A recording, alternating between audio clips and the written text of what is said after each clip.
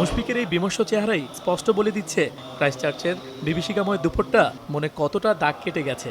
এখনো জীবন মৃত্যুর মোহনায় ভেসে চলে দোদুল্যমান সেই দুঃসহ স্মৃতি।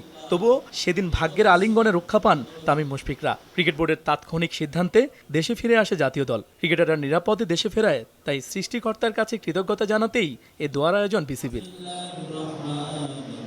সামনেই বিশ্বকাপের মতো আসর রয়েছে, তাই দ্রুততম সময়ে বিপর্যস্ত দলটিকে স্বাভাবিক মানসিকতায় ফিরিয়ে আনার চ্যালেঞ্জ থাকছেই। মেগা ইভেন্টকে সামনে রেখে এর প্রয়োজনীয়তা আরও গাঢ়ভাবে অনুধাবন করছে বিসিবি। ওয়ার্ল্ড কাপ আছে সামনে, তার আগে একটা সাইকোলজিস্ট এনে ওদের সাথে কিছু সময় যদি ব্যয় করা হয় সেটা তো দলের জন্যই ভালো হবে। ভবিষ্যতে যে কোনো সফরে সবচেয়ে আগে গুরুত্ব পাবে ক্রিকেটারদের নিরাপত্তার বিষয়টি, সেটা আগেই জানিয়েছে বোর্ড। সে ধারাবাহিকতায় মেতে টাইগারদের আয়ারল্যান্ড সফরের আগে সেখানে নিরাপত্তা পর্যবেক্ষক দল পাঠানোর সিদ্ধান্তও নেওয়া হয়েছে। ওদের উপরে শুধু ছাড়বো না, আমাদের নিজের থেকেও তদারকি করতে হবে, এনশিওর করতে হবে যে সিকিউরিটিটা আছে। ওরা দেয় হোটেলে, খেলার মাঠে এবং হোটেল থেকে মাঠে যাওয়া আসা, এছাড়া কোথাও সিকিউরিটির ব্যবস্থা থাকে না।